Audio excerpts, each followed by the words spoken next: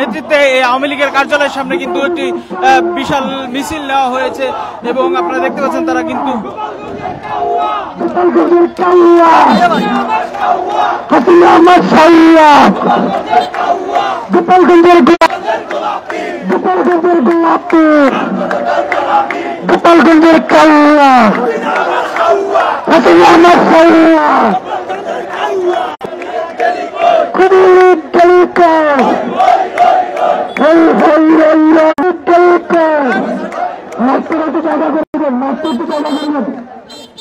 একটু জায়গা করবেন আমরা সবাই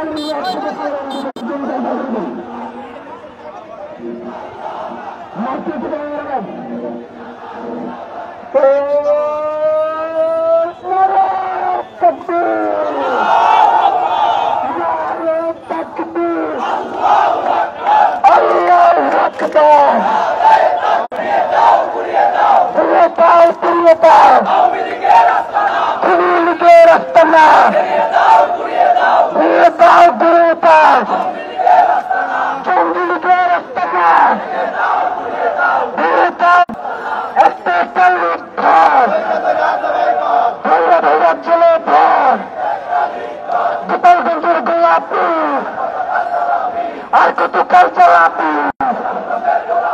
গোপালগঞ্জের গোলাপি আর কত কাল চালাবি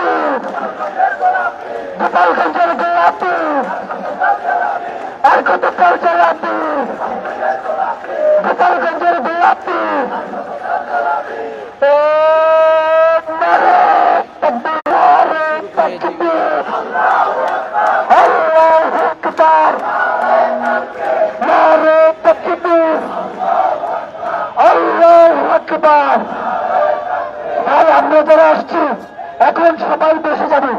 দর্শক আপনারা দেখছেন ইনকিলাব মঞ্চের নেতৃত্বে এখানে কিন্তু একটি মিছিল নিয়ে আসা হয়েছে এবং তারা এখানে অবস্থান নিয়ে তারা এখানে অনুষ্ঠান করার ঘোষণা দিয়েছে। আপনারা দেখছেন আওয়ামী লীগের কেন্দ্রীয় কার্যালয়ের সামনে আসলে গুলিস্তান থেকে এই গুলিস্তান কার্যালয়ের সামনে আসলে কিছুক্ষণ আগেই আসলে ছিল ছাত্র শিবিরের ছাত্র শিবিরের নেতৃত্বে এখানে ছিল এবং কিছু এখনই কিন্তু ইনকিলাব মঞ্চের নেতৃত্বে এখানে একটি মিছিল নিয়ে আসা হয়েছে। আমরা একটু কথা বলার চেষ্টা করি। কি বলছিলেন আপনি একটু বলেন। এই আওয়ামী লীগের এই পার্টি অফিস থাকা দরকার নাই, এটা ভেঙে ফেলানো দরকার, তাইলে দেশে শান্তি হবে। আর নাহলে এই দুই একটা এই মাত্র ফেসবুকে দেশে দেশ অশান্তি, আর যদি এরা রোডে নামে তাহলে কি করতো? কথা হইলো এইটা রাখার দরকার নেই, এটা এখান থেকে হ্যাঁ জনগণ ভাঙতে হবে, পল্টুতা ভাঙবো, এছাড়া উপায় নেই। দর্শক আপনারা দেখছেন এখানে কিন্তু যে ইনকিলাব মঞ্চের যে মুখপাত্র শরীফ ওসমান হাদি তিনি কিন্তু আসছেন এখানে, তিনি কিন্তু বক্তব্য রাখছেন।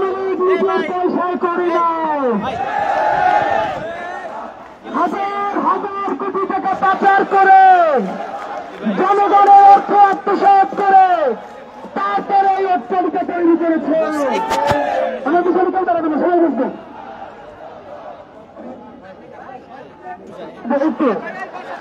এই অট্টালিকা জনগণের পয়সা চুরি করে করা হয়েছে। সুতরাং এই ভবন বাংলাদেশের জনগণের। বাংলাদেশের জনগণ যদি মনে করে তার যেই টাকা, তার ভ্যাটের টাকা, ট্যাক্সের টাকা,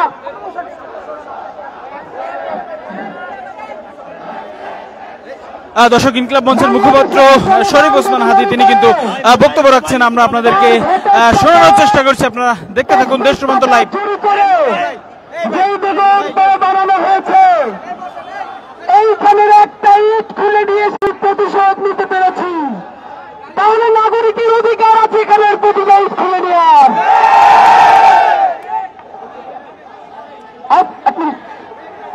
আপনার বসেন আমি রিক্সা হইতেছি। আমরা পিছনে আছি ভাই।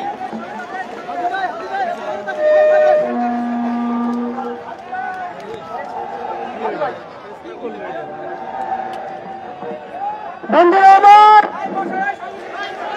বাংলাদেশের জনগণ যদি মনে করে এইখানের প্রতিটা দাবি করে তার ভোটের টাকা, ট্যাক্সের টাকা চুরি করে নেওয়া হয়েছে, তাহলে নাগরিকের অধিকার আছে এইখানে প্রতিটা ইট ক্ষমতার বাড়িতে লাগানোর। এতদিন বলি নাই যারা বারবার মত দুষ্কৃতি, তাদের কাছে জানতে চাই গত ১.৫ বছরে পত্রিকায় খুনিয়াসিরাকে যারা দিল্লি বাংলাদেশের কাছে ফিরে দেয় এই জন্য কয়টা কলম প্রথম আলোতে লেখা হয়েছে। বাংলাদেশের কোন মিডিয়ায় দিল্লি কেন একটা খুনিকে আশ্রয় দিয়েছে এর উপরে যুগলবন্দি কলম লেখা হয় নাই। বন্ধুরা আমার, আপনাদের মাধ্যমে আওয়ামী লীগকে জানাতে চাই